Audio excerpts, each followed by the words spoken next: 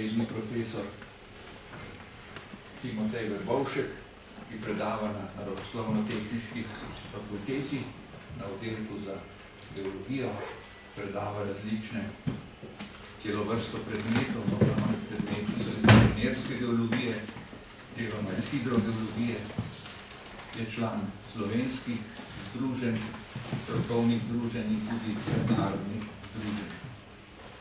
Objavlja v mednarodnih revijah odmevne članke in tudi poljudne članke, marsikje. Zdaj pa prepuščam besedo, to je izvolil. Hvala za uvodne besede. Tako da se ne bi več predstavljal, mislim, da kdor želi seveda po koncu lahko vabljeni za kakšno vprašanje pa za kakšno debato na to temo. Zdaj namen predavanja, kot je v naslovu, da nekaj povemo o naših obalnih klifih, ki so, kot piše, lepi in pač tudi varovani z različnimi stopnjami varovanja, ampak obenem so pa predvsem nevarna zadeva, če dejansko gremo spodnji se sonček ležati ali pa celo tudi sprehajati. Predavanje je zasnovano nekako, bom rekel malo, ker je publika, bom rekel, tako različna.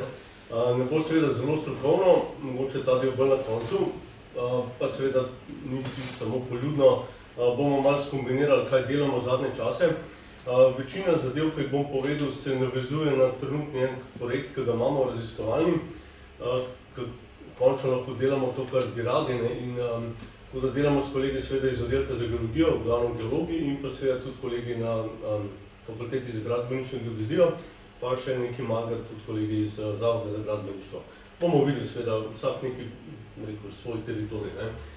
Cilj je pa, da združimo moči in da razumemo v bistvu, kaj se dogaja, pa tudi, da ima to nekako tudi neko družbeno uporabno vrednost, da ni seveda samo to nek strikten raziskovalni projekt, ampak da mi tudi nekako osveščamo ljudi, ker presenetljiv veliko ljudi niti ne ve, da je to lahko tak problem.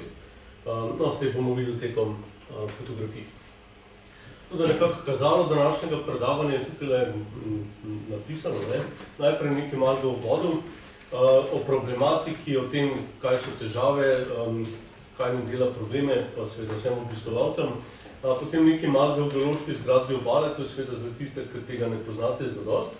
Nekaj potem tretje poglavje o procesih, ki delujejo na klifih, da razumemo, kaj se dogaja, da potem lahko tudi sklepamo, kaj se da narediti. In potem še nekaj malo seveda o meritvah, kaj počnemo, kaj zdaj delamo, kaj smo že delali v preteklosti, pa zdaj mogoče malo bolj, in seveda nekaj rezultatov. Pa naj že zdaj takoj povem, da končnih rezultatov še nimamo, ker projekt še ni zaključen. Tako da mogoče sem jaz malo prehiter še s tem predavanjem, mogoče se vidimo čez kakšno leto, upam, da vam lahko še kaj več povedal, se bomo potrudili seveda to predstaviti še bolj na širok. Tako nekje smo na 2/3, bi rekel, malo nam je zagodil COVID z vsemi ukrepi, ampak se ne damo, gremo naprej. Tako da za uvod, mogoče samo malo teksta. Poanta vsega je to, kot bomo videli na geološki karti, da našo obalo sestavlja fliš. Fliš ni kamina, to je najprej vam povedati. Fliš je zaporedje kamine, skupek kamin, kjer se menjavajo različne kamine. Jih bomo spoznali seveda tudi na naslednjih diapozitivih, kako ne temu rečem, na fotografijah, tako da o tem malo več kasneje. In seveda zaradi svoje, tako rekel, malo precej posebne sestave, delujejo erozijske dejavniki na njih malo, rekel, komplicirano. Ampak v redu, bomo vse spoznali, ni pa to komplicirano, da ne bi razumeli. In posledično zaradi tega, ker seveda to vse erozija, glavno erozija, to požira, spodjeda, se seveda dogajajo marsikateri procesi, ki so kar precej nevarni za obiskovalce. Tako da toliko mogoče samo za uvodne besede. No, tole je ena taka tipična fotografija, seveda zelo lepo izgleda, idealno. Rečete, super, gremo na obalo, gremo plavati, gremo se kopati in seveda se bomo vlegali v najbolj neokrnjen del narave, pod neki, seveda kakšno senčko, spod mola, idealen prostor za biti in ležati cel dan, da ste v senci, ampak mogoče to ni dobra ideja. Zakaj ne? Zato, ker je kar nekaj novic že bilo na to temo, da klifi niso stabilni in dejansko se skozi nekaj dogaja. Vedno so procesi, bomo spoznali glavno kakšne padavine, lahko tudi veter, morje, čuda enih stvari vpliva na to, da se obala non-stop spreminja. Tako da tukaj nekaj primerov nekaterih člankov, pri temu Tadejsonu sem bil jaz tisti, da je ta intervju, pri ostalih so pač tudi novinarji sami že najdeli te tematike. Tako da tukaj samo nekaj izpostavljenih novic. Tale je mogoče bila kakšen let nazaj, mislim, da bilo leta 2021, večkrat, ampak sanacija župnišča še sploh ni končana, bomo o tem tudi malo več podebatirali. Pa na Debelem Martiču je bil tudi problem, skala skoraj ubila plavalka, tako da tega ni tako malo. Tudi v Krajinskem parku Strunjan sem imel problem, ker eni ženski padel en blok kamna na prst, pa je zdrobil. In potem seveda so bili razni problemi, bom rekel na kratko. Nekaj časa je bila tudi zaprta tale pot od Pirana do Fiese, zdaj so jo sanirali, so dali zaščitne mreže, ampak še vedno ta pot ni čista, kako bi morala biti. Pa ne zato, da občina ne bi hotela urediti, ampak enostavno naravni procesi so taki, da do neke mere se mi lahko ubranimo, do neke mere pa ne gre več. Tako da primer, to je pač tale pešpot iz Pirana v Fieso. Če boste šli od spodaj na obalo pa pogledali od spodaj, kako to izgleda, boste videli, da je zelo, tako malo improvizacijsko podprta, ker jo spodjeda. Tukaj še izven te fotografije so še razni podori, nekaj je dobesedno v zraku, desno je župnišče, ki je bil saniran do neke mere, in dejansko kaj se je dogajalo, klif je od spodaj bil že toliko spodjeden, da je en temelj dobesedno počil in je bila hiša res dobesedno v zraku. Tako da to so uredili, ampak niso pa še v celoti rešili težav. Pa še nekaj novejših zadev, ki še čakajo problematiko, tako da tukaj se bomo tudi dotaknili mogoče tega človeškega faktorja, kje mi zidamo, ali je to res pameten. Tukaj so ene 3 zelo lepe novogradnje v Ankaranu, ki greste od Valdoltre proti Debelemu Martiču. In vmes so pač neke vile, ki so se potegnile po teraso od roba klifa in en podor, ki je bil tukaj, nimamo datiranega, ampak od spodaj je že toliko spodjedel, da je ta terasa že zraka. Tako da teh primerov bi lahko imeli še in še in še. Tako, toliko za uvod, da malo spoznamo problematiko. V geologiji, se pravi, kakšna je geološka zgradba obale? Zdaj, na kratko, imamo dokaj enostavno zgradbo. Če bi gledali geologijo Slovenije v splošnem, je drugje precej bolj kompliciran, tako da na obali je relativno enostavno, rekli smo fliš. Če smo pošteni, ni samo fliš. Izola je tudi geološki otok, ni samo geografsko, Izola kot pomen, tako naprej, ampak je tudi geološki otok, ki je edina sestavljena iz karbonatov. Natančneje gre za neke kredne pa spodnje ocenske apnence, ampak bo to tudi na karti zapovedano. In pa seveda še mlajši nanosi in morja in rek, ki nas pa tokrat danes ne bojo zanimali. Kamine, samo da vemo, o čem bomo govorili, se pravi, rekli smo 3 kamine imamo. Najprej mogoče peščenjaki, s temi se tudi največ ukvarjamo, bomo videli zakaj. So tele seveda debelejše plasti, malo svetlej izgledajo, ker imajo drugo sestavo. Predvsem kremenovi peščenjaki, litična zrna so različni glinenci, ampak v sestavi danes ne bi šel prav v detalje. Tako da to so te bolj trde, odporne plasti. Vmes te tasivi so pa laparovci, ki so pa predvsem mehkejški, rečemo pač geomehansko slabši material in te pa seveda bistveno hitrejši preparevajo. Tako da imate zelo kontrastno, erodibilne kamine. Laparovce zelo hitro požira, erodira, medtem ko peščenjaki pa seveda so bolj stabilni. To se že tukaj vidi na tej fotografiji in na vseh ostalih, da so od spodaj neki previsi, spodmoli, štrleče plasti in več izrazov je za to. In seveda delež enega pa drugega je zelo variabilen. Nekje prevladuje laparovc skoraj izključno, nekje pa skoraj izključno peščenjak. S tem, da moram reči, da tega prvega scenarija, da je več laparovca, je na naši obali bistveno več. To samo na kratko. In pa tretja plast so pa neke posebnosti, neke redke vmesne zadeve, ki jim geologi rečemo kalci turbiditi, oziroma neke vrste apnenci, da poenostavno gre za neke turbiditne tokove, ki so se pač odlagali v obliki karbonatnih plasti, ne pa peščenjaka pa laparovca. Zakaj moramo to omenjati?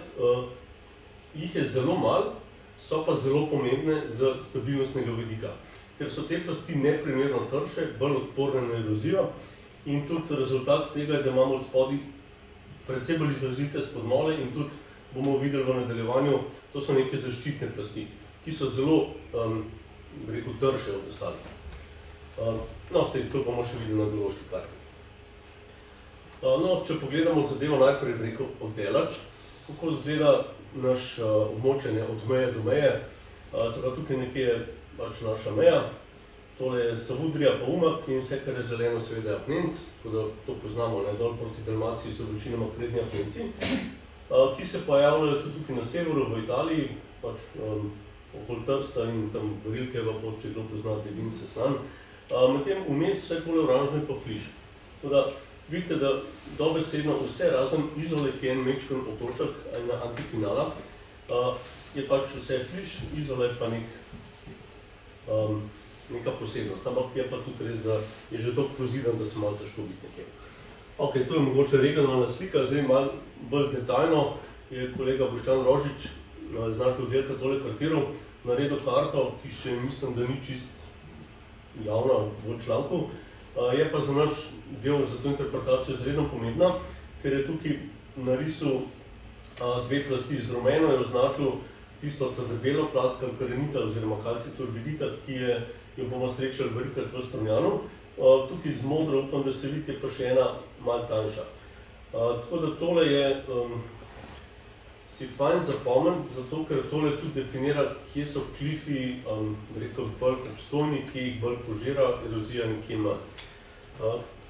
Kje se to vidi? Že kar takoj lahko povemo en primer. Če povečamo tale del karte, ker se bomo tudi v predavanju največ gibali, gre za Mesečev zaliv oziroma zaliv Svetega križa, dve imeni. Vidimo, da tale rt, se pravi rt Strunjan je tole je rt Ronek, malo za orientacijo, ko bomo te izraze še uporabljali naprej. Tole vmes so bele skale, ta srednji del, in tole je rt Kane. Tukaj zraven je pa Izola oziroma Simonov zaliv, tako za orientacijo. Ta del bo mogoče največkrat izpostavljen, ker smo tukaj naredili največ meritev, enostavno zato, ker je tukaj obala še najbolj ohranjena v naravnem stanju. Pa tudi največ plasti izdanja, pa tako naprej. Tako da že prvo, kar lahko vidimo, da te plasti debele, ki so tukaj označene z rumeno, so neka zaščita, ker dejansko tukaj, ko imamo ta rt in rt Strunjan in rt Kane, oba imata na vrhu, to bi rekli, zaščitno kapo teh debelih plasti. Vmes v tem delu, ki je pa pač Mesečev zaliv, so pa večinoma laporovci, sem pa kje malo peščenjakov in seveda zato je tudi ta del najbolj zažrt. Podobna zgodba je tudi tukaj od zadaj proti belim skalam, pa še naprej. Tako da tole je mogoče kot prvi tak zanimiv rezultat. Zdaj, če pogledamo ta klif iz morja, lahko vidimo to, kar smo prej spoznavali z vrha, iz Torisa. Plasti so približno vodoravne oziroma malo so nagnjene proti jugu, približno, ali pa jugo-zahodu. In ta zaščitni del, ki je tukaj s to rumeno označen, na tejle karti, ta drugi pa na ta tretji, in tukaj od spodaj v bistvu imamo tudi večje skale. Bomo videli, zakaj gre. Tako da to je nekako taka orientacijska karta, ki je precej podobna po celotni naši obali. Od drugih geoloških struktur lahko omenimo, da imamo še nekaj malega prelomov, kot je tole, to je na Debelem rtiču. So tudi na ribi, to je izredno redko, ampak tole so neka posebnost pri Simonovem zalivu. Če greste proti belim skalam, so tako imenovani dupleksi, ki nastanejo zaradi naribanja fličnih plasti, pa postane precej kompliciran, kako to interpretirati. Ampak povedano, to so pač neke izjeme. Kar je pa zanimivo, pa smo se mi kar precej ukvarjali tudi z meritvami, so pa razpoke. Tukaj imate nek fotografijo, to je pri Piranski cerkvi, od spodaj. Zgleda, kakor da je umeten. Seveda, ljudje si to narobe interpretirajo. To nima veze z umetnimi velikani iz preteklosti, pa ne vem, vse živo, pa tukaj bosanske piramide, ki so to delali, ne vem kdo, pa stopnice, pa tako naprej, ne. To je popolnoma naraven proces, zaradi tektonskih sil so kamnine razpokane v približno pravokotnih dveh smereh in to se tukaj izredno lepo vidi. Te razpoke smo mi merali, bom o tem še več govoril, tako da tukaj je malo povečana karta. To je pač ena plast, ki se lepo vidi, kot smo že videli, tole je pa pač tipična plast peščenjaka, ki izdanja ven iz stene. In zakaj gre? Takole, če malo preklapljam, se lepo vidi, da imamo en sistem razpok, ki smo mu rekli R1, in drug sistem, približno pravokotno, ni čisto, R2. In ob teh razpokah seveda dobimo mi, kako bi rekel, definirane bloke peščenjakov. In te bloki nam potem lahko izpadajo ven iz klifa. Tako da o tem bomo veliko govorili, gre za pač efekt spodjedanja, zaradi erozije seveda. Ampak, še enkrat, smo v tem delu, ki spoznavamo pač geološko zgradbo. Tako da o tem še več. Mogoče to je pa ena stvar, ki bom pa res samo omenil, pa ne bom nič šel naprej, ker tudi ni moj področje raziskovanja. O tem bi pa veliko več vedel kolega profesor Pavšič, ki se je s tem ukvarjal. Gre pa za v bistvu, rekel, te bioturbacije, rečemo slednje fosile v flišu, ki niso pravi fosili kot kamina, pač neke živali ali pa rastline, ampak za slednji fosil. Recimo ritje po nekdanjem blatu, ki se pol strdijo te rovi, ali pa kakšne bolj komplicirane zadeve, kot je paleodiktium in tako naprej. Ampak dobro, to je samo zanimivost, pa kolega Rožič je najdel tudi meduze noter, ampak kot piše, to je že druga zgodba. To mogoče v geološki zgradbi, da poznamo, vse vidite, da ni prav težka. Zdaj pa gremo na geološke procese. Se pravi, kaj se pa dogaja posledično? Zaradi te geološke zgradbe imamo seveda potem tudi precej različne procese, ki delujejo na ta klif. In dajmo nekaj jih izpostaviti. Najprej piše seveda preparevanje. To bomo mi spoznali tudi tekom fotografije. Preparevanje je osnova. Kamine zaradi vpliva klime, temperature in tako naprej, predvsem dežja, začnejo preparevati. Ko pridejo na površje, se začnejo kemično spreminjati, mineraloško se spreminjajo in rezultat je to, da so čedalje geomehansko slabše. In jih seveda potem lažje potem zarodiramo. Padavine so, bi rekel, en ključnih dejavnikov. Tukaj je zdaj treba malo paziti, padavine, kaj mislimo s tem. Gre za količino padavin, ki jo ponovadi računamo kot neko letno količino padavin ali pa mesečno, dnevno, urno, kakorkoli. Drugo je pa intenziteta padavin, ki pa pomeni, koliko močen v bistvu je naliv, po tem primer. In oboje je pomemben. Abrazija morja je podoben eroziji, gre za to, da morje s svojim pač efektom, da se pač zaletava, če tako rečemo, v klife, tudi spodjeda fliše. To je pač posebnost. In tukaj lahko že takoj ločimo, da klasična erozija, ki jo večinoma računamo po kakšnih metodah, ne vem, rasle ali pač obstaja neki metod, gre za površinsko erozijo. Medtem ko tukaj imamo pa posebnost, ker smo zraven morja in nam tudi morje erodira fliše. Tako da tudi ta efekt je seveda tak, da ga moramo upoštevati. Naslednja stvar je valovanje. To je malo povezan z vetrom, to gre z roko v roke, kjer je veter, so pa tudi valovi. Tukaj smo še malo v delu, veter vpliva, ampak vsak malo po svoje. Recimo jugo je bolj konstanten, ima večje valove, je bolj sposoben erodirati, medtem ko burja je pa bolj sunkovita, dela pa probleme bolj v zgornjem delu klifa, kot bomo videli. Tako da vsak veter je neka zgodba zase in tudi valovanje je na to malo vezano. Naprej, sončno obsevanje in s tem povezane temperaturne razlike.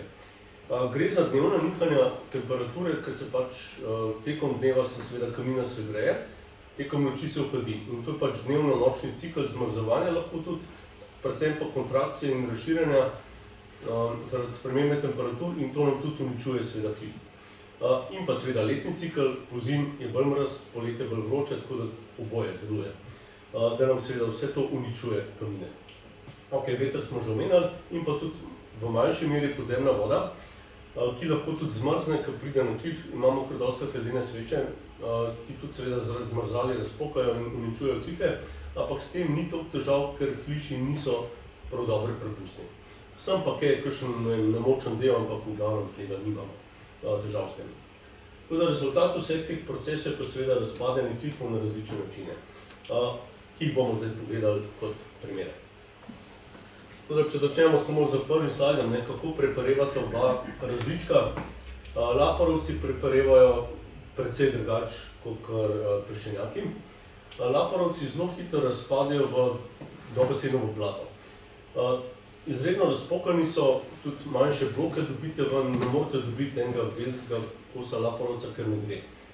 Ker bo preparel, bo razpokan in v bistvu ne gre.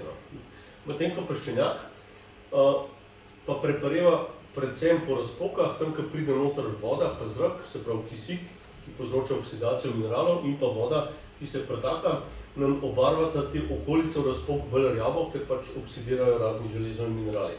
Medtem ko notranjost, tisti rekel nepreparljiv del, ostane pasiv. To je nekako tipičen izgled obeh preparelih pa nepreparelih kamin. No, gremo na procese, da pač poznamo vse te nevarnosti, da če boste prišli domov pa povedali kakšnim prijateljem, ko bodo šli na morje, da boste že vedeli, mogoče kele raj pejt sem, ne pa sem. To je nekako tudi poanta.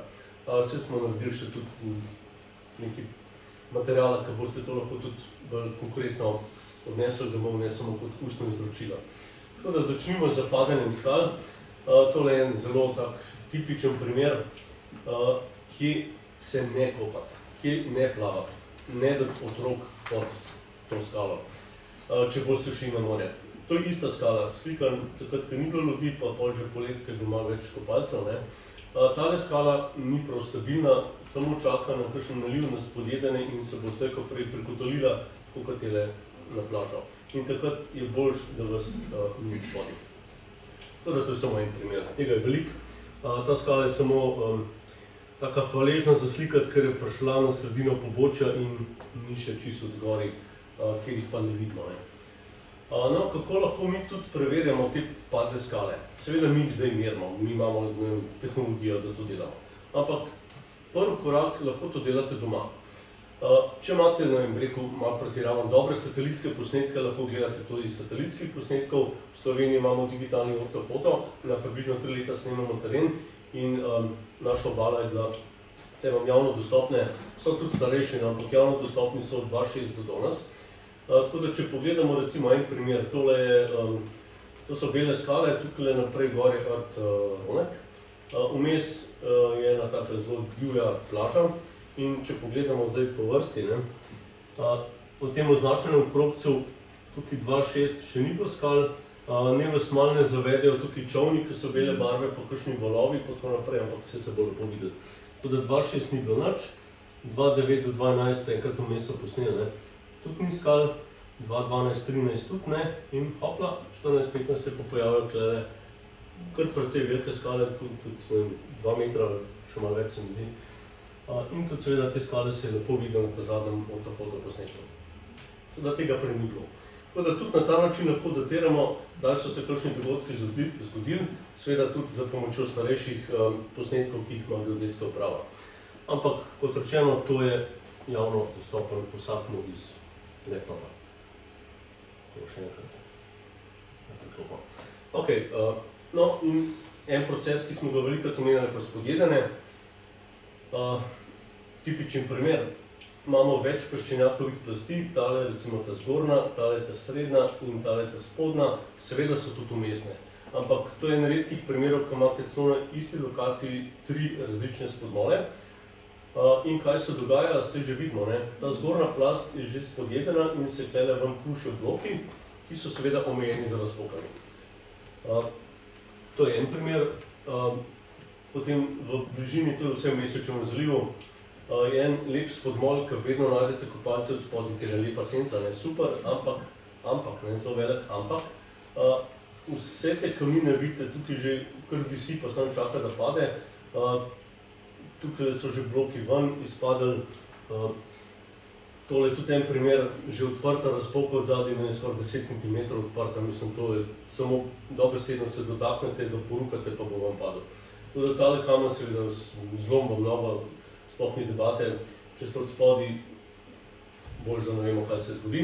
Tako da pod takimi primeri ne dajati brisače, ne ležati. To je še slika v istem spodmolu, sem se jaz prav ulegel, pofotografiral na gor, da se vidi teh nekaj blokov peščenjaka, vidite, da jih prav nič več ne zadržuje. Nič. Nobene podporne kamine, ves laporovec je spran, Zakaj pa potem stojijo? Izključno zato, ker razpoke niso matematično ravno ploske, ampak so malo hrapave in se pač zahakljajo eno drugega. Tako da, če bi enega izbil, bi šli vsi ostali k domine. Tako da, samo hrapavost razpok je tista, ki drži skupaj. Tako da, to so te primeri, ki so vse tukaj od spodaj, tako da, če že morate ti ležati, dajte pogledati, kam se poležete. Primeri, da se to res dogaja, tukaj sem jaz kartiral, ko sem meral razpoke, to je isti izdan, se pravi ista lokacija aprila pa septembra in se vidi, da tale blok, ki je bil že takrat sumljiv, je enostavno padel dol. To so ob vsakih padavinah bi rekel, da se to spreminja. Niso samo podori pa padanje skal, imamo tudi občasno tukaj neka kombinacija, v bistvu nek tok, ki bo sprožen za večjo količino padavin, ki se pol v spodnjem delu tudi malo bolj obnaša kot nek podor. Malo neka kombinacija, da na vzgornjem delu en proces, mogoče v spodnjem delu drug. To so seveda večje zadeve, predvsem nevarne. Zakaj so nevarne? Zato, ker so hitre. So pač procesi, ki so počasni, pa jih lahko vidite, pa jim ubežite, medtem ko tole mogoče boste slišali, poskočili po koncu, pa imate kakšne 2-3 sekunde časa, potem se pa to seveda vsuje dol. In če je štart, se pravi izvorni material tega plazu oziroma toka, karkoli, na takem golem pobočju zelo visok, ni ovira, da ta tok prije v celoti dol do obale in seveda s sabo nese tudi vse, kar po poti erodira. Tako da tole je ena večjih zadev. So tudi manjše zadeve, bolj rekel prijazne. Tole je en tipičen odlomen rob od plazu, ki še ni ravno postal pravi zemeljski plaz, je pa to nek zametek. Vidite, da je tukaj velika razpoka, ko sem jaz to sliko, to je bilo okoli leta, mislim, da 20, se mi zdi, na Debelem Rtiču. Je bila zelo odprta, sveža razpoka, se vidi, da je bil to en dogodek, ki je bil res recenten, teden, dva, kaj tazga. Potem se je pa to zelo zarastalo in zdaj so tukaj tudi nasledili drevesa in tega skoraj ne vidite več. Tako da veliko takih indikatorjev vam da vedeti, da je to seveda od spodaj strmo. Vse skupaj se premika, morje spodjeda, seveda to ne bo ratal skalni podor, bo pa seveda slej ko prej to zerodiralo morje. Še nekaj primerov, ki niso tako lepo očitni, ampak gre za isto stvar. Mogoče tukaj se vidi, zanimivo sem dal take zaraščene. Tukaj je tudi ena razpoka, če jo mogoče kdo vidi, taka manjša depresija. To pol, ko imate nosne, že takoj vidite, tudi ko stopite v luknjo, rečete, kaj se zgoda, in dejansko je tak poglobljen jark, lahko 10-20-30 cm, ampak takoj, ki je linearen, se pravi, da je izvezen, vzporeden s pobočjem ali pa polkrožen, je to znak za alarm. Tukaj je pa tudi se slab švit, ampak variante je in tega je kar precej. Ok, še ena, tista bi rekel, naslovnica, ki smo jo izbrali za predavanje. Konec leta 2019 se je v Mesečnem zalivu zgodil en precej velik podor, približno 2000 kubičnih metrov materiala. To je bila ena geološka točka, ki smo mi že poznali od prej geologi, gre za neko narivnico. Tukaj so pač kamine malo premaknjene, slabo se tukaj vidi mogoče, ampak to je bila pač ena taka zanimivost geološka v Mesečnem zalivu, ki je danes ni več, ker jo je pokril podor. To je pa stanje 2020. Slučajno smo imeli tukaj že posnetek z dronom, se pravi z brezpilotnim letalnikom, leta 2020, pardon, 2018 in potem smo to seveda posneli še leta 2020. Tako da malo preklapljam, isti teren. Zakaj se je to zgodilo? V zaledu smo pol videli, da je bila ena manjša razpoka, ki je bila pa vertikalna in od nje očitno je prišlo do enega precej velikega premika, verjetno padavine so sprožile namočenost in je prišlo do podora. Tako da v takih primerih seveda pa ne samo, da ste na obali, tudi če ste v morju, bi imeli težave. Je pa zanimivo, da tale spodnji del plazu, oziroma podora, pardon, je danes že popolnoma zarodiran. Tako da to je, se pravi, to je bilo konec leta 2019, se pravi približno 3 leta ali pa še malo manj, 2-3 leta in je spodnji del neprepoznavljen. Popolnoma zarodiran, kakor da ga ni več. Tako da te zadeve, ki se zgodijo na obali, so izredno hitro skrite. Jih ne vidimo več. Tako da morate skozi hoditi pa gledati. No, to je ta še en podor, ki je bil v velikih skalah, tako da tega je veliko. Dobro, Zdaj pa še nekaj o meritvah, to je pač vse, kaj se dogaja, zdaj pa kaj merimo, ne? Kaj delamo. Mogoče še za nadaljevanje, ne? Seveda so tudi že prej tukaj raziskave. Geologi in geografi sem videl, marsikdo je tukaj že delal, opisoval, zakaj gre, tudi te procese smo bolj ali manj že poznali. Mogoče še vedno niso ljudje dosti osveščeni o teh procesih, ampak mi smo se pa zdaj lotili dejansko, rekel, kvantitativno to meriti. Da probamo zmeriti kot številko in potem iz tega vam kaj izpeljati. Tako da seveda, če bo koga zanima, lahko povem tudi kaj več za kakšno specifiko, kakšnega terena, kdo je kaj delal, pa kje, pa kaj, ne, ampak v redu, da nam predolgi. Izbrali smo si 28 točk za meritev kamnin, razpok, vzorčenja, da pač ta litološki del delamo in smo se tukaj navezali na nekatere izbrane plasti, predvsem peščenjakov, tudi laporovcev, bom povedal zakaj. Primer, ne, to je delal tudi kolega Rožič, ki je bolj, bom rekel, sedimentološko se ukvarjal s tem. On je šel dobesedno kartirati ta cel mesec, vzeli centimeter po centimeter vse plasti, naredil profil, ki je dolg oziroma visok, kakorkoli, več kot 200 metrov. Tako da tukaj je rezultat, tukaj malo povečan izsek. In kaj je zanimivo, ne, dejansko tukaj vidite debelino peščenjakovih plasti in debelino laporovcev. In kaj se dogaja? Vse te peščenjakove plasti so seveda teoretično lahko spodjedene. Ampak dejansko problematične so tiste, ki so bolj samostojne, debelejše in seveda tudi delajo večje težave. Tako da nismo seveda vse šli meriti, ker je to popolnoma nemogoče in presega, ampak izbrane. Težava je tudi v dostopnosti, tako da tam, ko imate plast približno na obali, gre, ne, če pa plast 30 metrov visok, je pač ne moramo meriti, žal ne. Lahko jo pa merimo z daljinskim zaznavanjem, o tem pa malo več kasneje. Tako da prva stvar, seveda smo šli mi na teren, pogledali kamnine, merili razpoke in seveda tudi kolegi iz Zaga so odvzemali vzorce za različne preiskave, mi tukaj omenjam pač 3 glavne, ki jih delamo, oziroma delajo skupaj. Strižne lastnosti, da vidimo pač, če kamnino prestrižete, ali je to kaj faktor, ki vpliva na to, da mi poznamo, ne, kdaj se bo to zgodil, kakšen, da presežemo strižno trdnost, seveda kamnina takrat poč in dobimo recimo kakšen plaz. Potem obstojnost, v angleško se reče temu slate durability, gledamo obstojnost laporovcev, kako hitro preparevajo, vzorčke damo v tak majhen boben in potem pri različnih vlažnostih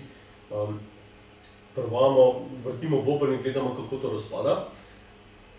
Dobro, se pravi, to bi malo presega, da vse to razlagam, ampak s tem tudi testiramo obstojnost laporovcev, ne samo peščenjakov. In potem še natezna trdnost, to je ena novejša ideja, ki jo v štartu nismo mislili izvesti, ampak se je izkazalo, da ne samo, da kamnino stisnete pa poč, ampak tudi, če jo raztegujete, se pravi natezna trdnost, je tudi pomembna pri odlomih. To je nekaj novega. V bistvu še nimamo rezultatov, zato ker je to relativno mlada ideja.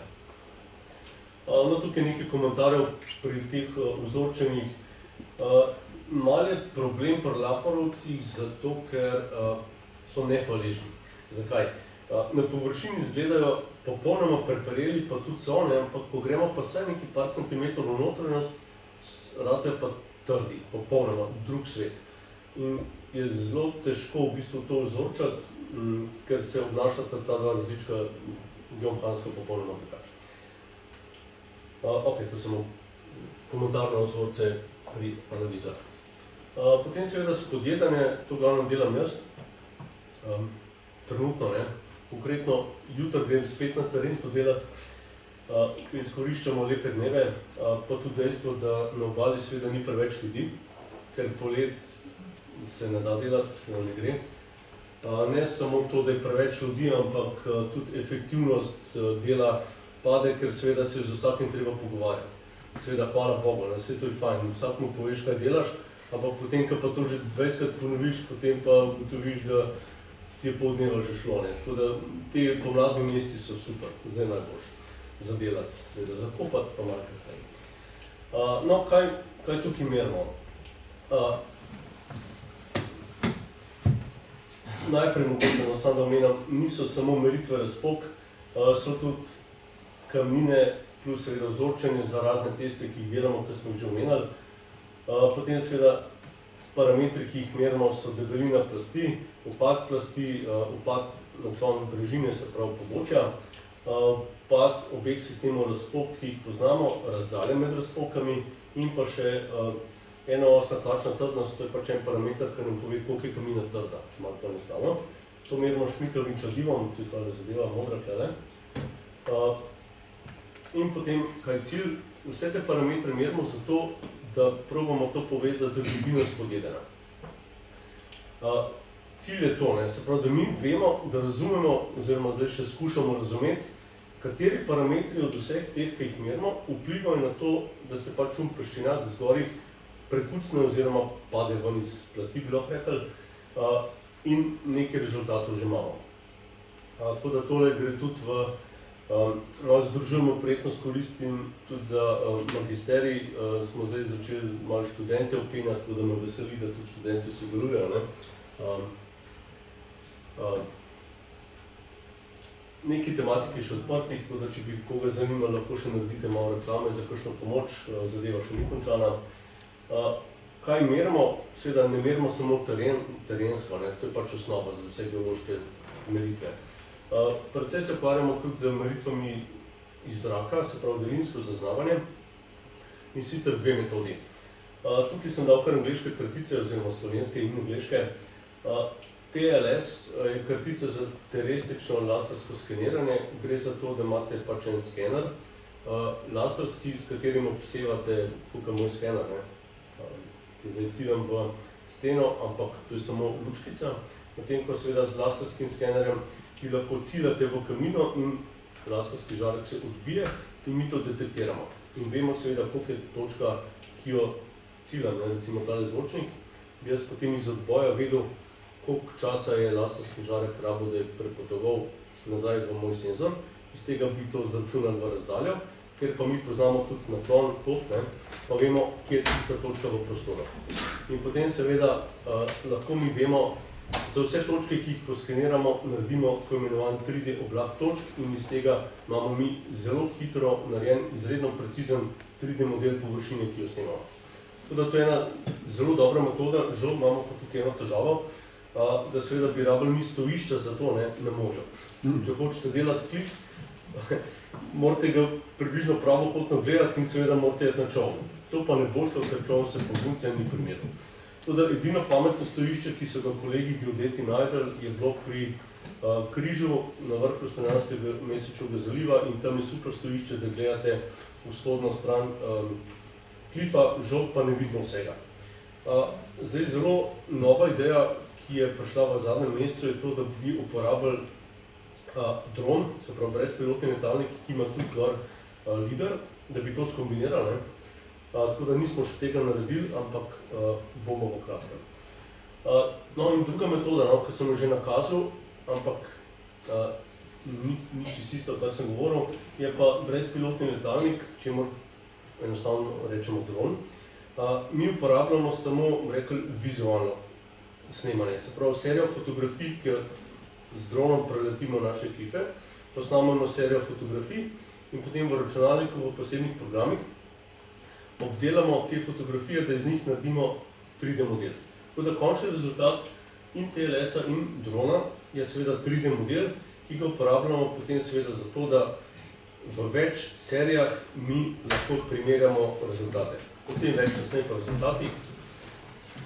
Tako da to je pač ena veda geodezije, ki se reče fotogrammetrija, da pač iz teh posnetkov naredimo 3D model. Tako da to je osnova, ki jo delajo geodeti.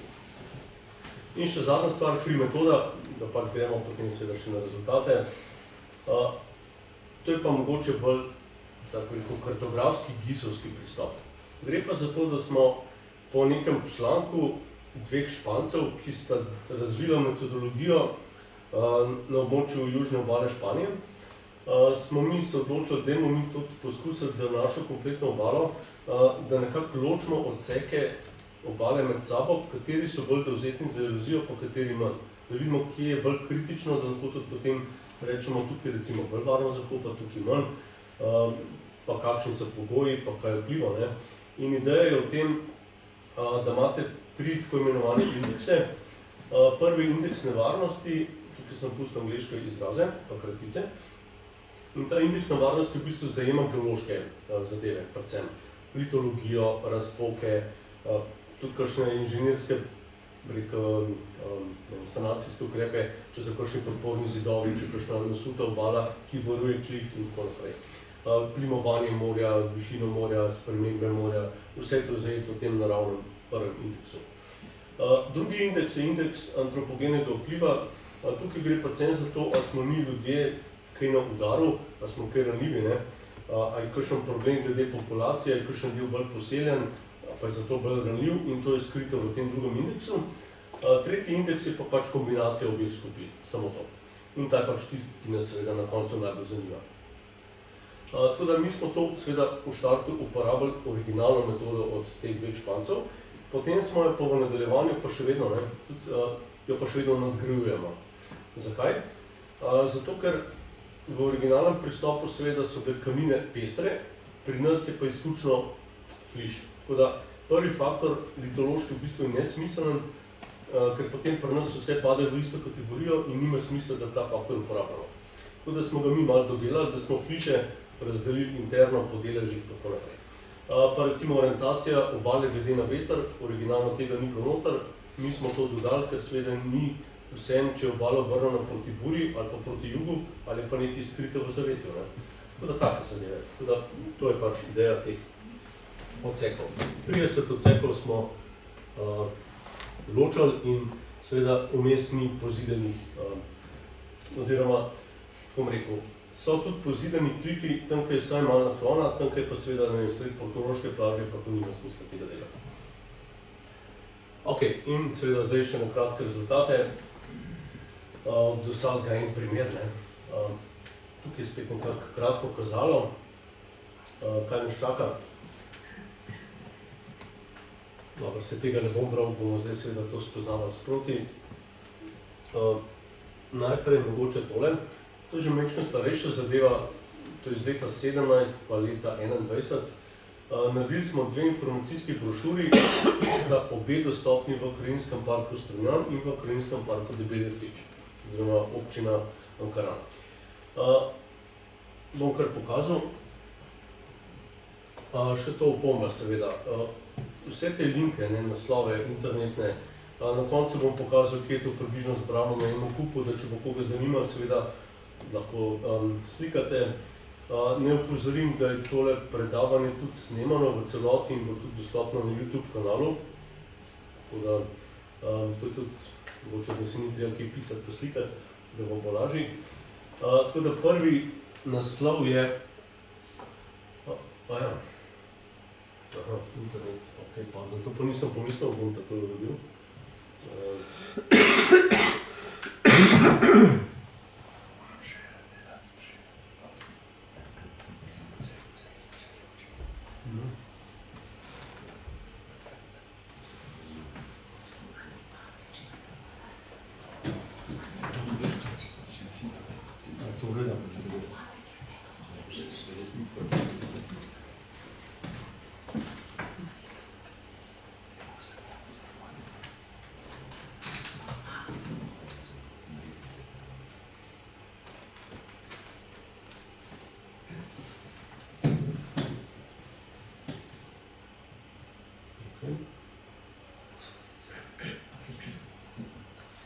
Hvala.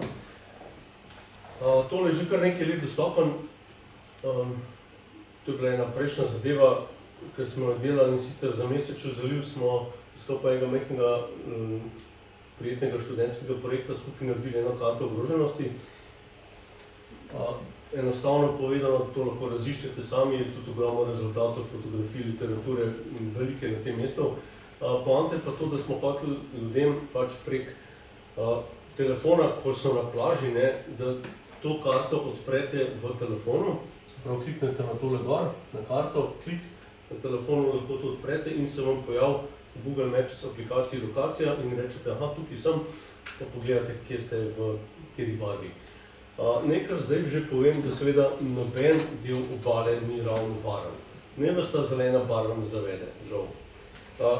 Vse je problem, ker tudi tukaj, ko je zelena barva mogoče bolj svetla pa temna, tudi tukaj je možno, da vam kaj seveda se kakšen košček, kamenček skotali na glavo.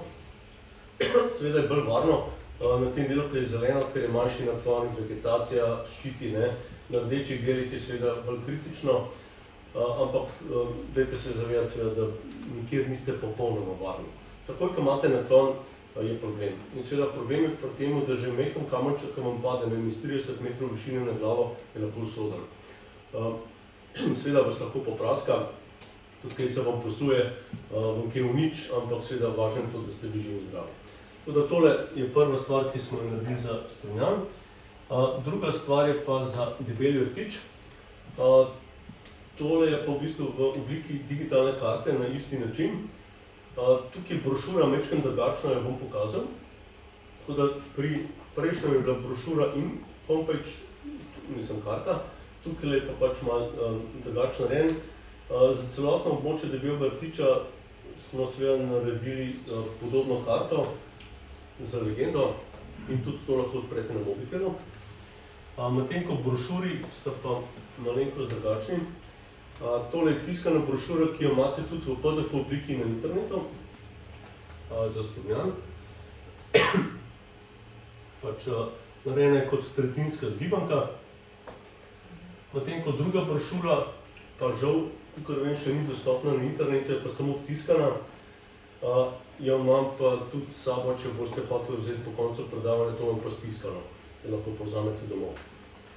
To je pa pač za območje debelega rtiča. Tako da to je pač ena starejša, starejša. Iz leta 17 je prva, ta druga je pa seveda iz leta 21. No, rezultati tega daljinskega zaznavanja sta tukaj dva primera. V naslovu imam združeno TLS pa BPL oziroma terestični laserski skener in dron. FG je pa kratica za fotogrametrijo. No, geodeti so naredili že 7 izmer, tukaj so navedeni tudi datumi, kdaj bo to delan. Na nek približno isti interval ne bi šlo, čeprav moram reči, da ta prva izmera je bila še malo drugačna, ni bila še čisto enake kvalitete kot novejše, ampak jo imamo. Kot rečeno, tukaj je prikazana samo ena stena od Mesečevega zaliva, zato ker je pač dober stojišče bil, ostale so pa delane samo z dronom. Tako da tukaj imamo oboje, in TLS in dron, drugje imamo pa samo dron. No, tako da tukaj je fotografija, kaj je sneman, ne opozorim, da je to precej visoko ločljivostna slika, natančnost je 1 cm. Tako da, recimo ta majhen delček tukaj, če povečate, vidite dobesedno vsak kamen. To je res izredno velik posnetek, lahko spremljamo dobesedno vsak kamen, ki se sproži. Tako da rezultati, to je pač samo eden od primerov, so mi geodeti posredovali pač screenshot, zdaj volumnov pa samih meritev še nimam, v taki obliki, da bi jih lahko predstavljali, ker je treba še odstraniti efekte vegetacije, pa je treba še kar nekaj delati imeti, ampak imamo pa že, no, mislim, zdaj se s tem intenzivno ukvarjajo. Tako da primer, kako izgledajo rezultati tega skeniranja, imate legendo v plus pa v minus, se pravi modra barva, tukaj pomeni samo, da vidim legendo, tukaj je plus 1 meter, moram reči, da so nekje narobe skalo obrnili, na naslednji sliki je ravno obratno. Tako da minus pa plus pomenita, da nekje manjka volumen, plus pa seveda, da je volumen od prejšnjega posnetka večji. Se pravi, recimo, če je nek plaz se zgodil, če se bo material nakopičil, bo tam seveda večji volumen in bo to pozitivno. Tako nekako gledamo na to. In seveda mi to merimo. To je številka, ki jo mi lahko zmerimo. In vidimo od prejšnjega do zdajšnjega posnetka, koliko se je teren recimo dvignil ali pa koliko je zaroviral, in se da to lepo spremljati za vsak možen detalj. Tako da primer, seveda, kjer pa ni sprememb, je pa prozorno oziroma tukaj izgleda sivo. Ok, morje seveda pustimo na miru, to ni relevantno, pa tudi vpliv vegetacije seveda vegetacija raste, potem malo se ulista, malo zgubi liste, tako da tudi tukaj treba večkrat paziti, ampak se to ne da tudi filtrirati. Pa še TLS, prej bil dron, tukaj imamo TLS, podobna zgodba. Isto dobimo isti izgled, samo za drugo metodo in recimo primeri, tukaj je 100% se nekaj zgodil, ker je en izoliran rdeč, rekel madež, ki nam kaže, da je tukaj ena očitna sprememba v površini terena in mi jo seveda potem lahko zmerimo. Tako da s tem se bomo zdaj seveda še naprej ukvarjali. Posredno lahko tudi si pomagamo s temi posnetki, da ko imamo mi že poskenirano neko steno, tukaj nek primer, lahko delamo izbrane prereze, to so te rdeče črte in eno rdečo črto recimo je tukaj prikazano na levi, dobimo profil, kako izgleda nas podmol. Tukaj je zajeda in potem seveda tukaj nek previs in s tem, zakaj to delamo. Seveda to lahko si do neke mere pomagamo s tem, da določujemo tudi plasti, ker vsak tak štrcelj pomeni peščenjakovo plast, to že vemo. Poleg tega lahko pa te profile uporabljamo v nadaljevanju za modeliranje padanja skale. To je poseben software, ki zahteva, da kot vhodni podatek damo površje in točno to mi dobimo iz teh skenov. Tako da za katerokoli lokacijo na obali mi lahko rečemo tukaj in naredimo profil in ta profil uporabimo za padanje skal. Tako da tukaj je kar veliko še uporabnih zadev. Dron ni samo lepa slika, da se s tem precej računati.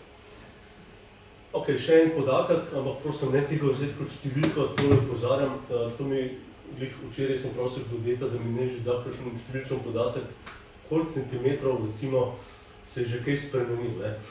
Tako da tukaj je podatek, vzhodna stran 2,4 cm, 3,5 leti, ampak dajte paziti. Tukaj v bistvu gre za nek povprečje plusov in minusov, to je pač histogram, gre za porazdelitev. Nekateri premiki so bili minus, se pravi, da se je material nekje zmanjšal, od prejšnjega posnetka je nekako bil spodžrt, nekje je pa v plus, kar pomeni, da se je ta isti material, seveda, ko se je nekje gor višji premaknil, zdrsel dol, se je nekje nakopičil. Tako da suma sumarum smo precej blizu nule. Rahlo malo v plus, zdaj ne vem še zakaj, to moramo še raziskati, ampak dajte vedeti, da ni tako enostavno, da rečemo, da erozija deluje samo negativno, da klif enostavno samo spodžira. Ja, to je res, ampak na dolgi rok. Recimo, če bi gledali tekom geoloških obdobij, seveda je to res. Morje, dež, vse na dolgi rok požira kamine. Ampak v to kratkem intervalu, ki ga merimo mi, je pa malo bolj komplicirano, ker dejansko, še enkrat, neka skala se odlom in tam bo ratel manko, minus volumna in ta ista skala bo padla dol na pobočje ali pa na obalo, tam bo pa plus. Tako da morate malo paziti na oboje. Ali pa seveda potem, kaj se zgodi. Tekom geološke zgodovine pa jasno, tisto padlo skalo v morje slej ko prej v nič, jo rekel razbuta in ta skala razpade in morje odplaka. Tako da neto, rekel suma sumarum, seveda klifi izginjajo, jih erodiramo.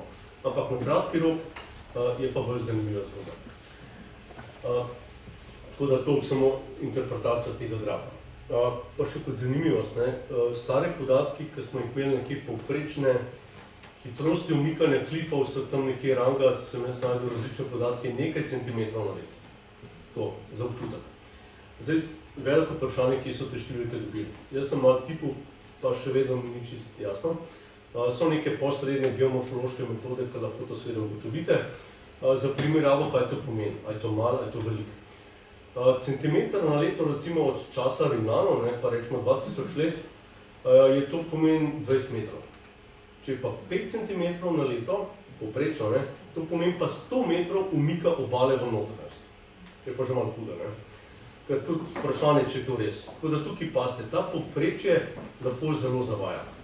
100 metrov je že malo velik, sploh če upoštevate, da tista rimska vila v Simonovem zalivu, verjetno ni bila 100 metrov stran od obale, tam je imela pomol je danes poplavljen, ampak 100 metrov pa ni.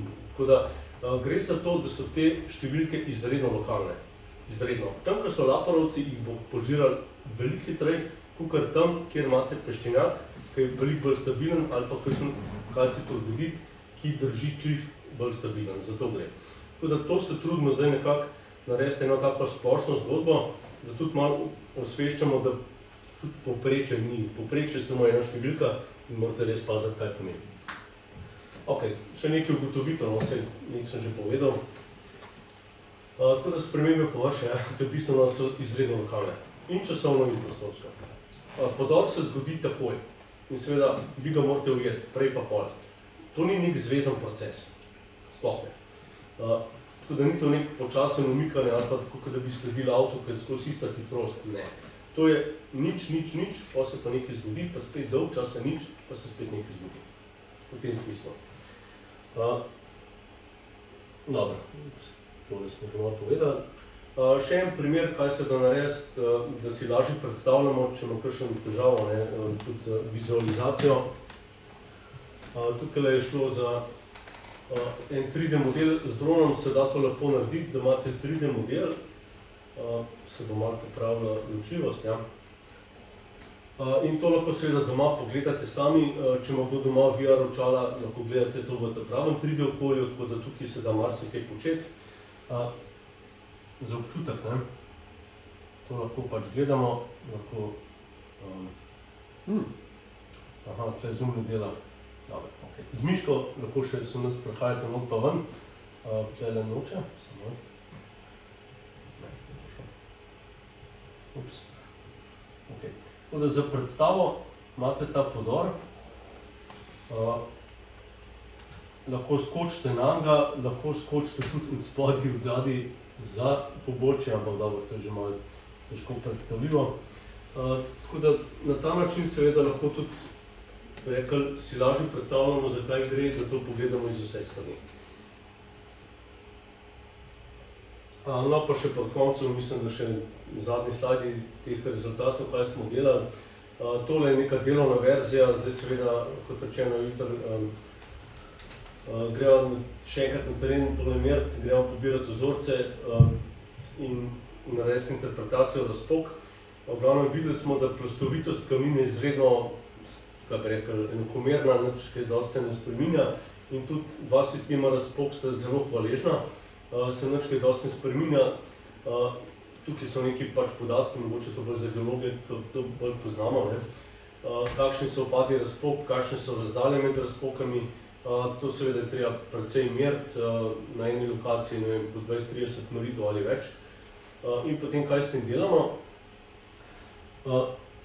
Najprej te razpoke lahko uporabimo za to, da na vsaki lokaciji lahko predvidimo, a bo tam prišlo do kakšnega zdrsa, se pravi, do podora, seveda, to je druga zgodba. Lahko pa pride tudi po plasti ali pa po razpoki do zdrsa. Se pravi, da ena kamnina enostavno zdrsi in dobimo neke vrste plas, oziroma zdrs, rečemo. In ti zdrsi so lahko različnih tipov in mi se s to geometrijo lahko ukvarjamo, da vidimo, kje je večja verjetnost, če bo pobočje orientirano v kakšno smer proti severu, jugu in lahko vidimo, kakšna je verjetnost, da bo prišlo do kakšnega zdrsa. No in konkretno na tej naši obali s tem nimamo težav, celo ne, tukaj pa je varno. To je primer grafa za verjetnost za naklon 80 stopinj, kar je izredno strnljiv. Tukaj dejansko so neke orientacije od spodaj na X-osi neugodne, da pač 40% verjetnost, da se to zgodi, ampak seveda klifi niso toliko strmi, če vzamete bolj realen naklon okoli 60 stopinj, so pa te vrednosti tam okoli nekaj procentov, kar je skoraj nič. Tako da za zdrsi nimamo težav. Imamo pa težave za izpadanje skal pa za podori. No, še zanimivosti, kaj smo ugotovili tudi s potoma, ne? Da te peščenjaki so presenetljivo drugačni. Na prvi pogled kamnine izgledajo vse enako. Ko pa mi začnemo testirati vzorce, ne? To so pač terenske meritve trdnosti. So razponi neverjetno visoki. Se pravi, peščenjaki so izredno prepereli, mehki, tudi že sami po sebi, kako nastanejo. Eni so pa popolnoma, bi rekel, elastični, izredno trdni in seveda jih težko spodžirate, če poenostavno. Kalkareniti, se pravi tisti kalcij turbiditi, so bolj hvaležni, so bolj homogeni. Laporovcev pa seveda nismo merili, ker se jih ne da. So pa pač premehki in se te metode sploh v njih ne da početi. Tako da zdaj te vzorce, da bomo malo bolj sigurni, bomo testirali to tudi v laboratoriju, ne samo na terenu.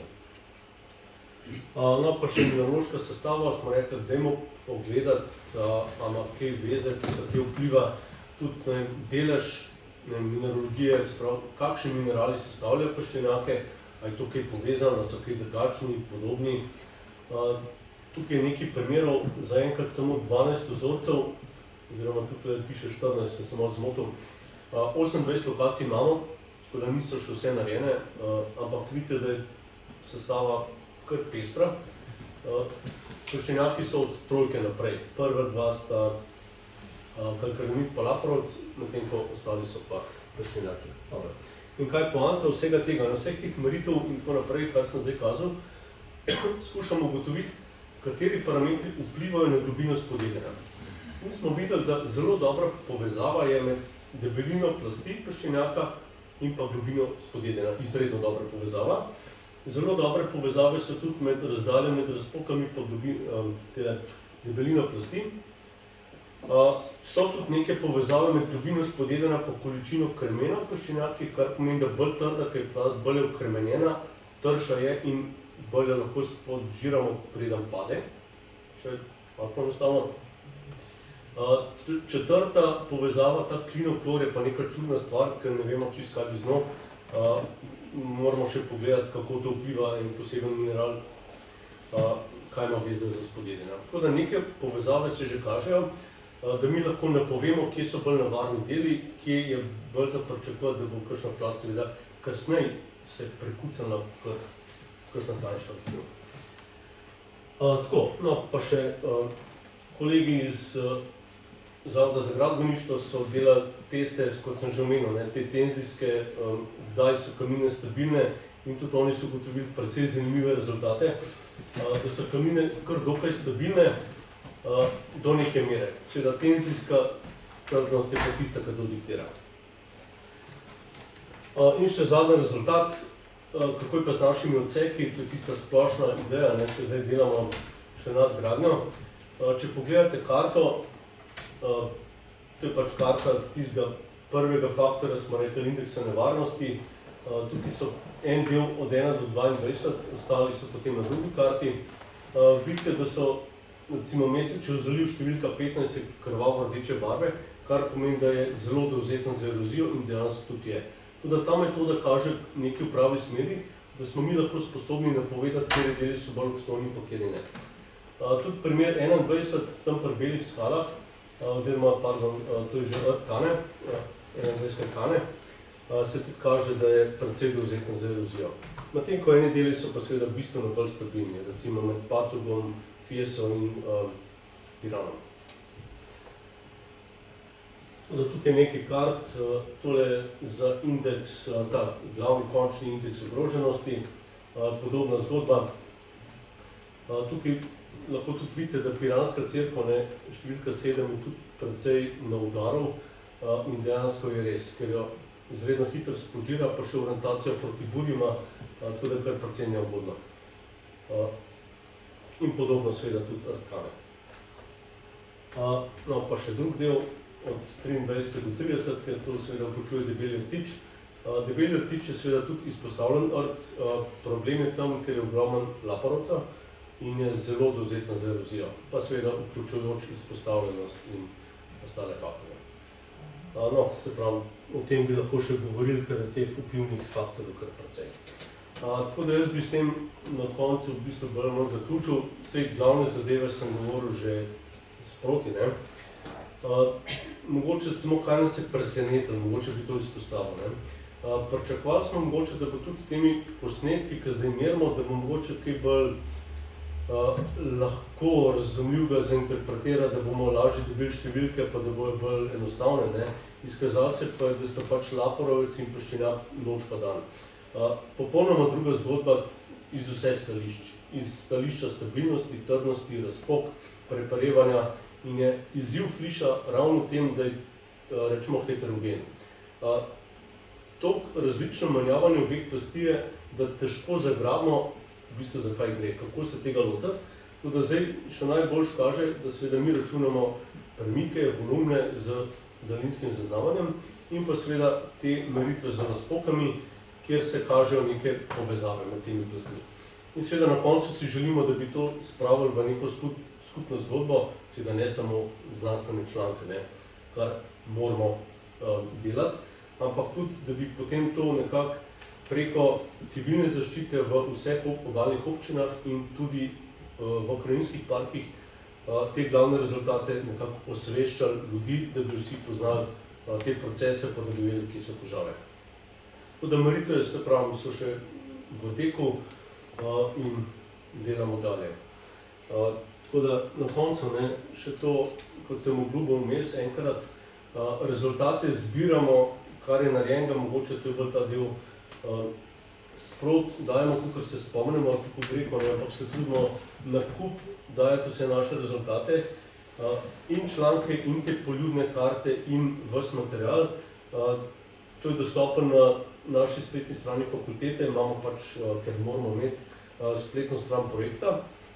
Tako da tukaj je pač naslov, lahko to seveda najdete prek Google takoj, lahko tudi, ne vem, prek mene, pogooglate moj ime pa priimek, pa vas vrže na mojo službeno stran, pa tam najdete projekt, da ni problema.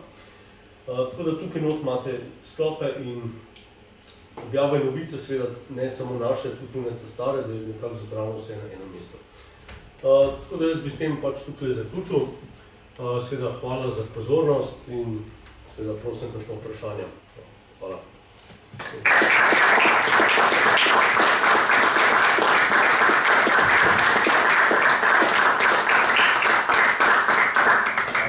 Predavatelju, je pa prosim za vprašanja.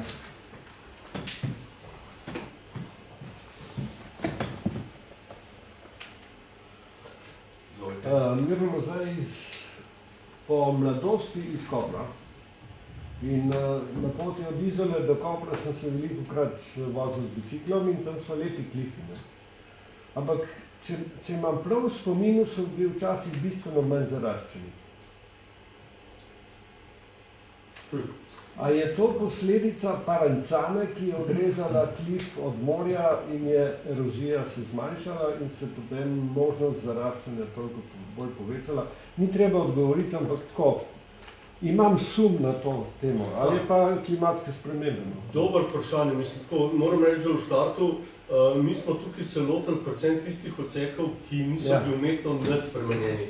Takoj, ker je bila zraven neka obalna pot, je seveda to težava, da ne moramo mi tega primerjati, teh naravnih klifov, ki jih imamo, ne vem, debeli rtic, strunjan, s tistimi, ki imajo od spredi že nek betonski breg, neko platformo, nek podest, pod cesto, karkoli. Ker seveda potem ni primerljiv, zato ker morje seveda ne pride več do klifa in ne more spodjedati, ni več abrazije. Pa tudi umetni poseg je seveda pol vprašanje, lahko je tudi kakšno, ne vem, od spodaj kakšna drnaža, lahko je zadnji stabilizacija, ne veš čisto pri čem si, mislim, sej za kakšen odsek seveda se da to preveriti. Ampak problem je predvsem v morju, tako da mi smo se vsem tem, tudi temu odseku, smo se izognili. Čeprav je strm, bi se dal tudi delati, ampak ni primerljiv z ostalimi. Tako da žal, mislim, vem, zakaj gre, ampak ne moram pa reči, kaj je bilo, ker zaradi teh dejstev. V roku ene mladosti je bilo opaziti razliko, zato sem... Potem je že kar velika razlika.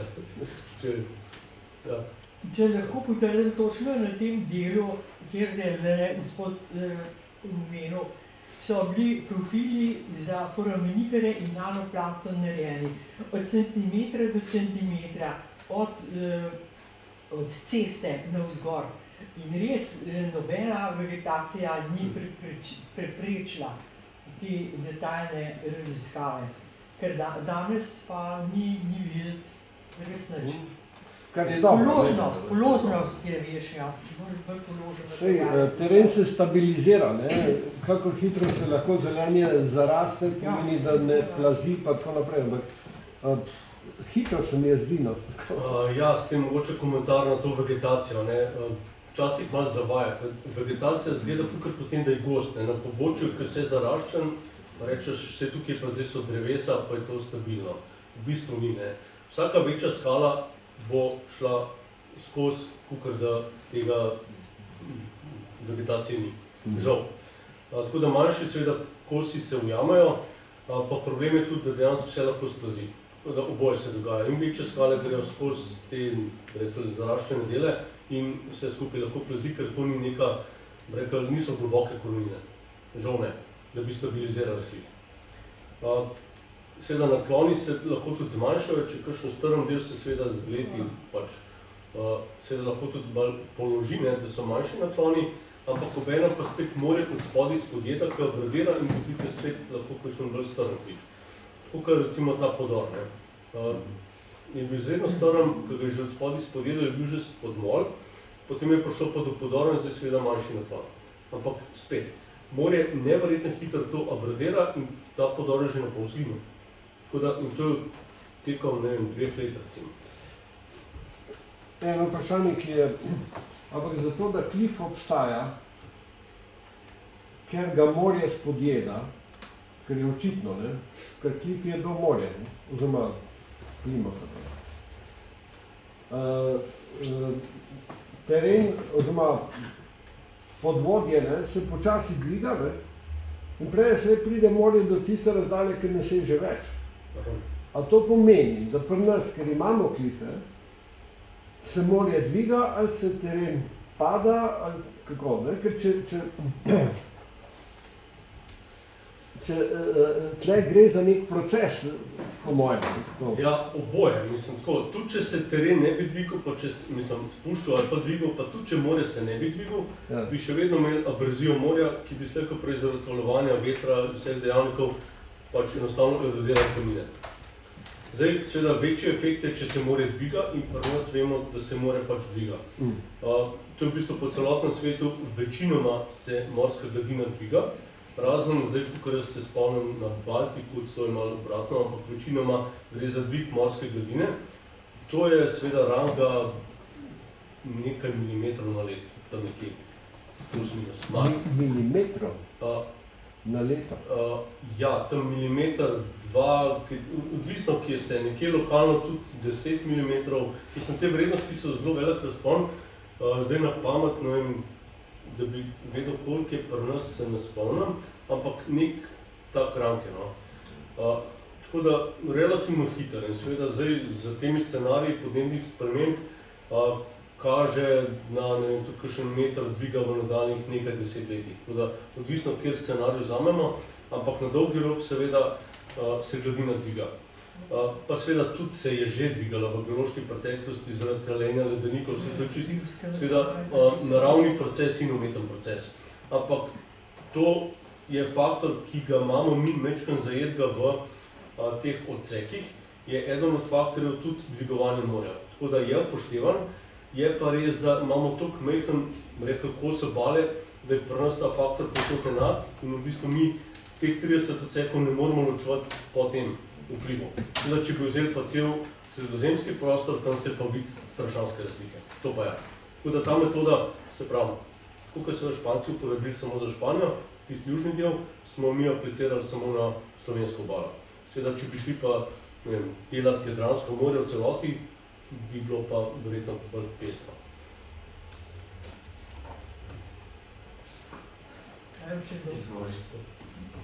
Delamo dalje.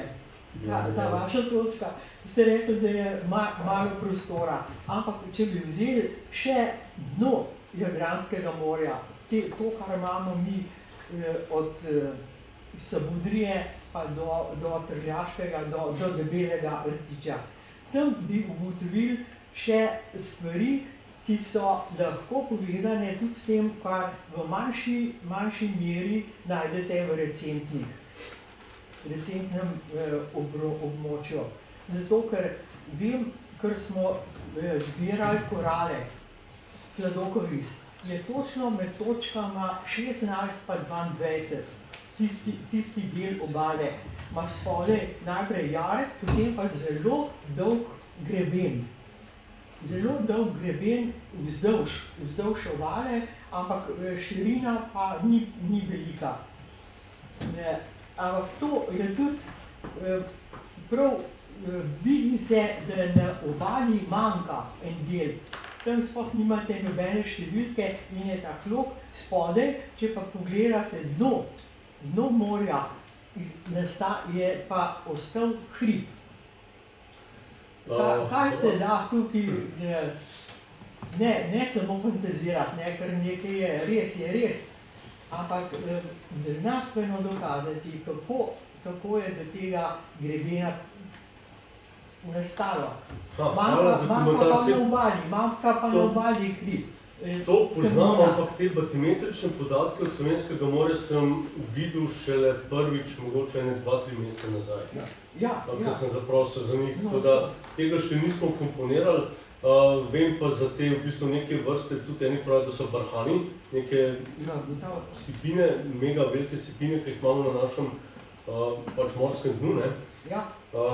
Pa tudi imamo najgloblja točka je pri Piranu, ne, če se prav spomnim, mislim, je 34 metrov globok, tak res nek nenavaden globok jar.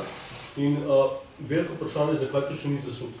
Tako da, kar veliko odprtih vprašanje, ampak tega jaz še ne bi aplicirati na klife, ker tudi ne poznam morskih tokov, da bi si upal jaz to delati. Zaenkrat z geološkega vidika smo na kopnem.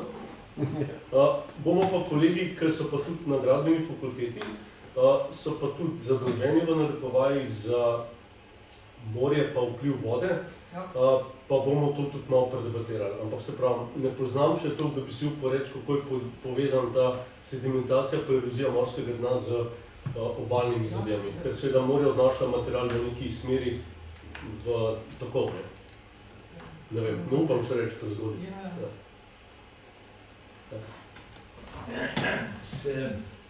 Klifi se ukvarjajo tudi z geomorfologija, mogoče ne tako s takimi metodami. Najbrž je to eno prehodno oziroma interesno območje, oziroma področje obeh ved, geologije in geomorfologije. Pri nas mi imenujemo, in mogoče sem preslišal, ta proces, torej definicija procesa z eno besedo ali pa vstaviti, da je to umikanje pobočij. Da je to proces umikanja pobočij. Dejansko gre tukaj za umikanje. Torej, mene je zelo fasciniralo ta pristop celoten, pričakujemo še zanimive stvari in mogoče na koncu ali pa proti koncu bi bilo zelo zanimivo reči, oziroma primerjati, kje so še kakšni podobni klifi na Jadranu, ker vemo, da je to najvišji. Zdaj ne vem, ali najvišji v Frišu, ali najvišji sploh.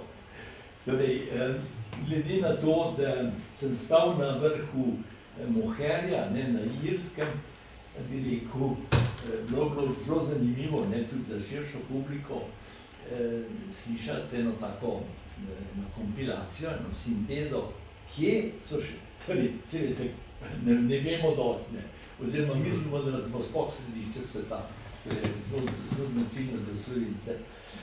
Kje so še klifi po svetu in v kakšnem materialu in predvsem to, kako hitro se umikajo, oziroma nastaje. Dejansko umikajo, se je bilo to zelo zanimivo videti, kaj je bilo pa v Pleistocenu, kje je bil ta klif v Pleistocenu. Jaz vem, da obstoje en letalski posnetek, če se ne motim, iz druge svetovne vojne. Poznate? Ja, poznam, hvala. Glede najprej za te letalske posnetke, jaz imam najstarejše pač naše, ki jih imamo, te črno-bele. Mi je pa kolegica, mislim, da Mateja Brihvaljeva, zahvala, da se je s tem ukvarjala in je rekla, da ima ta RAF, se pravi angleška vojska, ki je bila med drugo svetovno vojno pri nas, da je veliko preletavala ta del med vojno in da imajo oni posnetke. So pa seveda komercialni, jih je treba plačati, to območje izbrati, tako da nismo še tam. Ampak poznam, vem, da se jih da dobiti. Malo sem pa skeptičen, da bi se dal to uporabljati, ker je pač verjetno, ker jaz sem videl, ločljivost dokaj slaba, da žal ne bi mogli tega uporabljati za primerjavo z današnjo erozijo. Tako da bomo poskusili, ampak ne obetam si kaj dosti od teh, zaradi ločljivosti seveda, ker gre za malo starejše zadeve. Glede klifov druge, pa seveda smo mi pregledali vse mogoče literature in dejansko, dobro, seveda nismo edini na svetu, ampak posebnost te naše obale je ravno to, da imamo heterogeno menjavanje peščenjaka pa lapanovca. To je res nekaj, ki nam ne bi mogoče nesramno reči komplicira, ampak je velik izziv, kako se s tem ukvarja. Ker recimo klifi tam Dover, ne, pa južna obala, tam je kreda, to je v bistvu zelo homogen. To je pač en material, ki je vse skupaj kreda, se pravi tisti drobni kalcit, ali kako temu rekel, ne, v bistvu en mineral, to je poanta. Ni različnih litologij, ki bi se menjavale tako drugačno, kakor se laparoc pa peščenjak. Pa seveda klife, vse jih imamo, ne vem, če gremo na koordinate, imamo karbonatne klife. Ampak spet, to je pa tektonski nastanek, to je čisto drugo.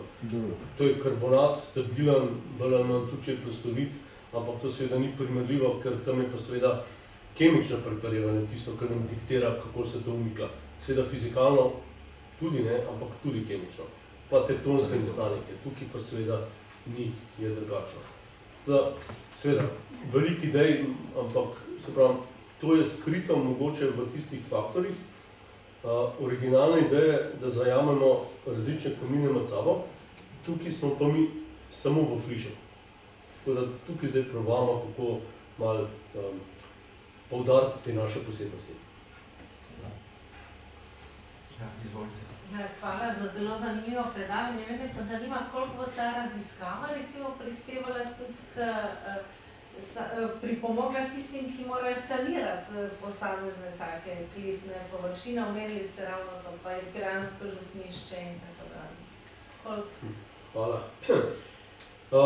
Tako, najprej dajmo povedati, da dva krajinska parka, ki jih imamo, Strunjan pa Debelji rtič, ne bosta sanirali nič. Zato, ker je ideja obeh krajinskih parkov to, da ohranijo naravo taka, kot je. Pika, konc zgodbe.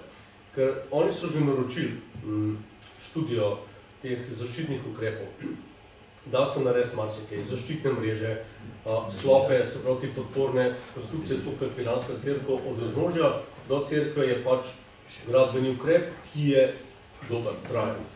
Stopnišče ima recimo težavo, da so zaenkrat sanirali samo tisti kritičen del pod stopniščem, od tistega dela do vznožja, kjer je pa glavni problem, niso naredili pa nič.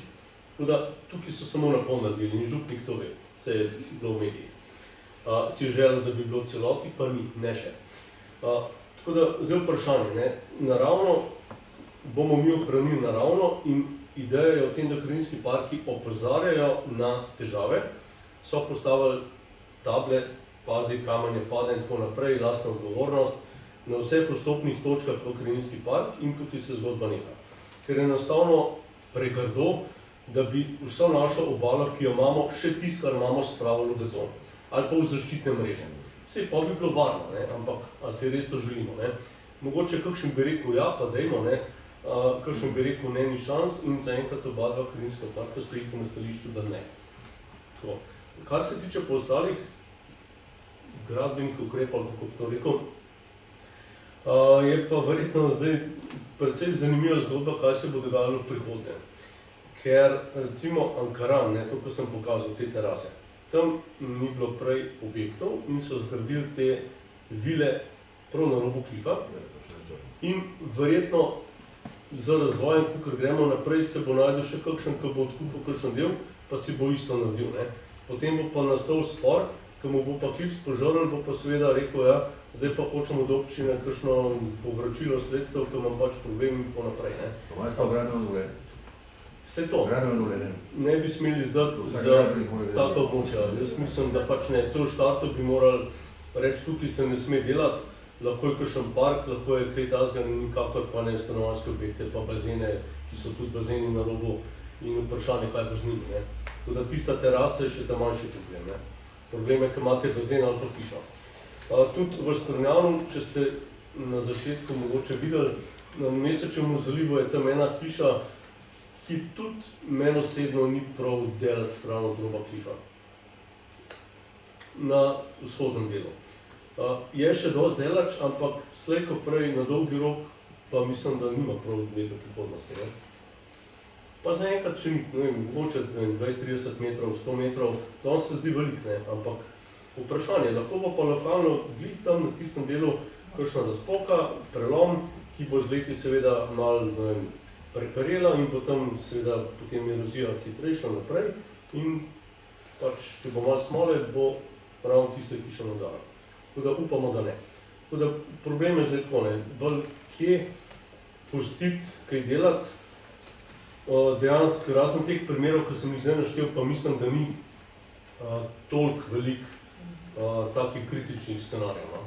Župnišče morajo še urediti, absolutno, ker ga niso, ker so ga samo na pol. Piranska cerkev je bila tudi nekaj let nazaj težava, če se kdo spomni, so morali tudi sanirati tiste obloke od spodaj, ki je tudi že spodžirali. Drugje pa mogoče niti ni to problem, ker ni takih naklonov. Ali pa tudi že stabilno. Če greste na vilo Tartini, pogledati v Strunjanu, tam so predvsem peščenjaki in je tam neprimerno bolj stabilen. Tam skoraj mi erozijo primerjavi z drugimi deli. Tako da, seveda geološko najprej, kje smo, ali pa seveda tudi kaj lahko delamo. Tako da, lahko bi v vsaki lokaciji zdaj še kaj povedal. Te objekte verjetno, ta Piranska cerkev, glavna pa župnišče, ne, Piranska cerkev verjetno iz 16. stoletja. Ali je to mlado, 500 let. Verjetno je takrat bilo narejeno tam, kjer je bilo kar urilo. Ja, se v štartu, ja. Ker je bilo tistega mesa, no, tega kabridga, klif je bil bolj proti morju. 10 metrov. Ja. Recimo, verjetno so pa, ker takrat so bili načrti, se kot dobro načrti, da mogoče prejšnje stare karte. Prejšnje stare karte, za določene taka vprašanja so prišla kar upoštevne. Recimo za te stare struge reka, kakorkoli, ne.